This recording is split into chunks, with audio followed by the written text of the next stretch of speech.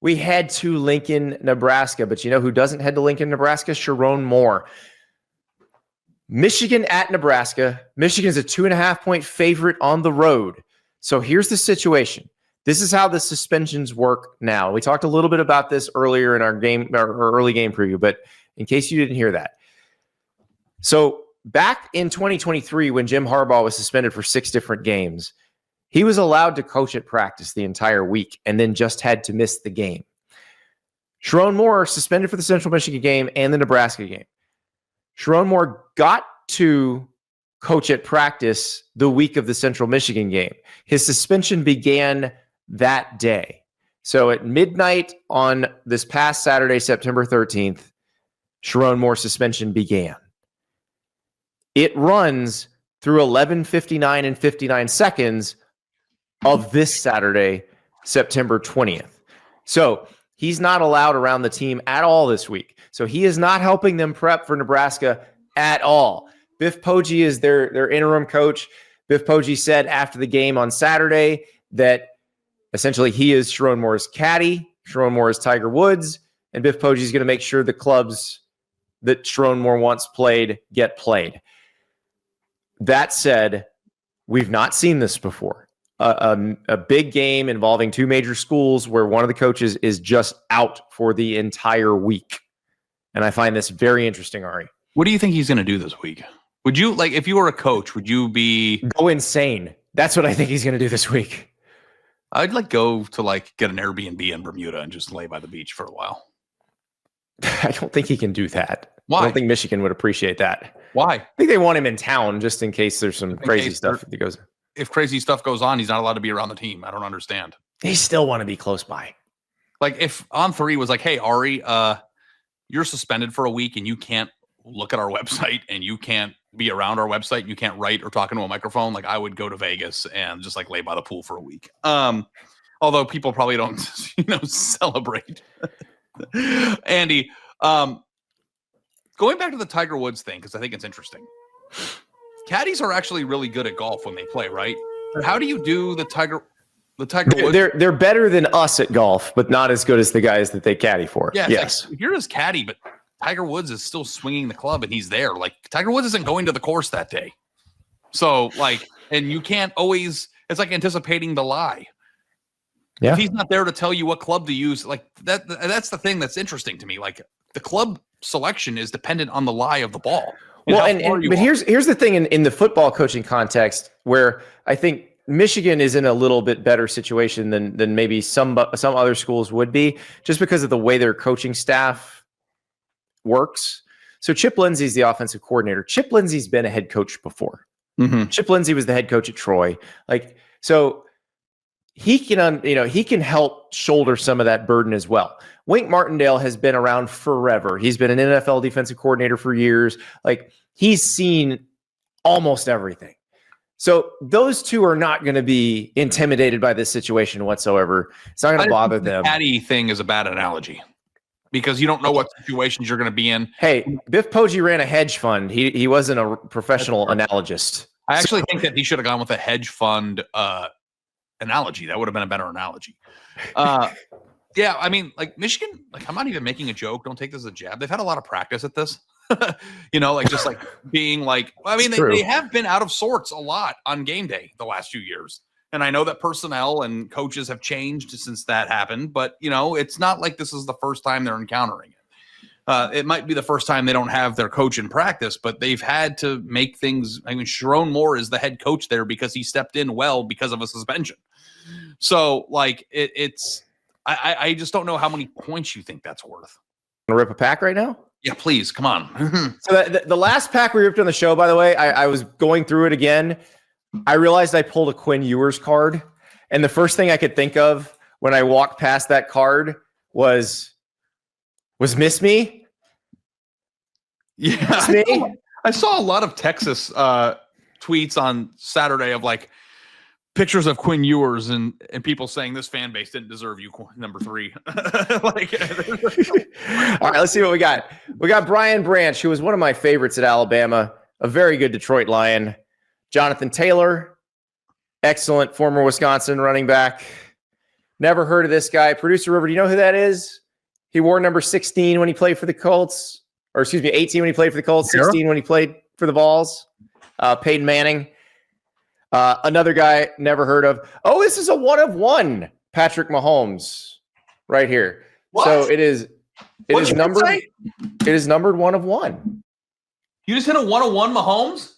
I did. 1/1.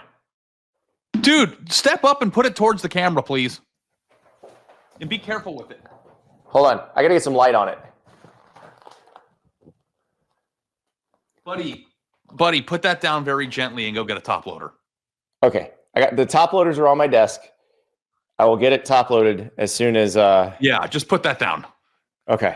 We're gonna get accused of like you just hit a 1/1 Mahomes. Yeah, I did. That's a nuke. Yeah. I will tweet it after the show. Producer was like, we got 9,000 more picks to go through. Okay, so. all right, let's go. Visit PaniniAmerica.net to start your collection day.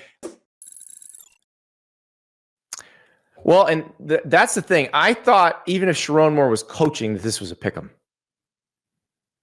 So you're giving me points in a game I thought would have been a pick'em even if he'd been there. It's still on the road. And again, we don't know what Nebraska is yet. We saw Nebraska against what we think is a pretty okay Cincinnati team.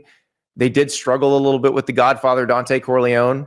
Michigan's going to have some dudes up the middle. But I'm not sure Michigan is as good on the lines of scrimmage this year as we're used to seeing from them. I think Oklahoma made their defensive line look not great. I think their offensive line really struggled against Oklahoma. And obviously they've got some injuries there. So I think this may be, and again, we talked about this with Nebraska. You know, we talked last week when the Matt Rhule halftime speech from the Akron game came out. Like, okay, you can win the games you're supposed to win now. That was step one. That was the thing that Nebraska struggled with mightily throughout the Mike Riley era, throughout the Scott Frost era. It seems like they got that part turned around. Step two, win the toss-up games. This is a toss-up game. This is a less than 3-point spread. Win the toss-up games. 9 wins. This is the kind of game you got to win. 9-win seasons are predicated on winning these games. Yes. So, you win your toss-up games this year with this schedule. You are looking at maybe being a 9-win team, maybe even being a playoff contender in November. Yes. Okay.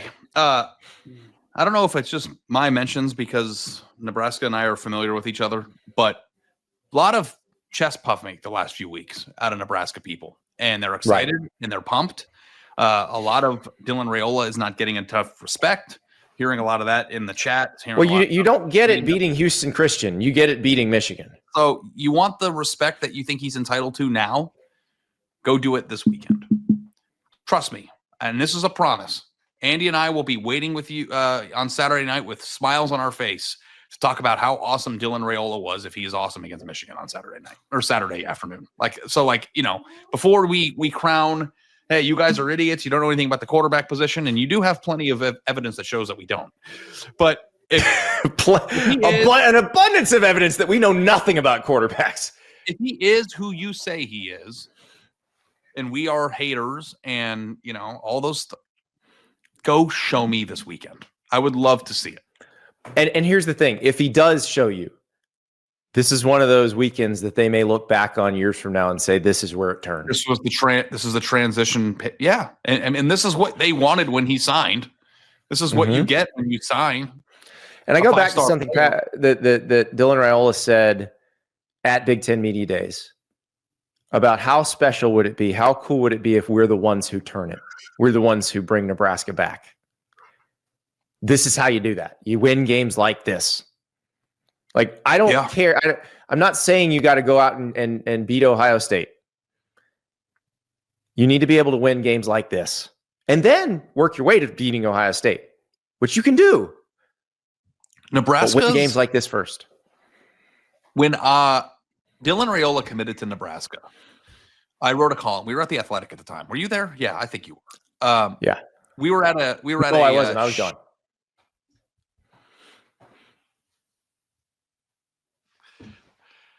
I made a frown face for people who aren't watching the video. My friend left me behind, and then he came and rescued me like one of the lifeboats on the Titanic. But like we were at a summit, a work summit, and I was in downtown Chicago with all my coworkers at the Athletic. And when Dylan Raiola committed to Nebraska, I was at Portillo's, and I ran from Portillo's to my hotel room and wrote a column about why committing to Nebraska is special. I think it even ran in the New York Times. And the premise of the question of the column was, a 5-star quarterback could have gone to Ohio State and gone to Georgia and been very good and been the next one in line for being the guy at those places who have guys every year. Or he could go to a place that is near and dear to his family.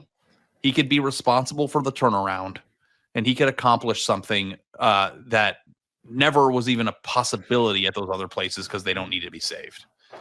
And I thought that was awesome. I thought it was a cool decision, and I thought it was great for college football. And the fact that we've talked about Nebraska as much as we have in the time since is a testament to that decision. If it's going to turn, Saturday is when it turns.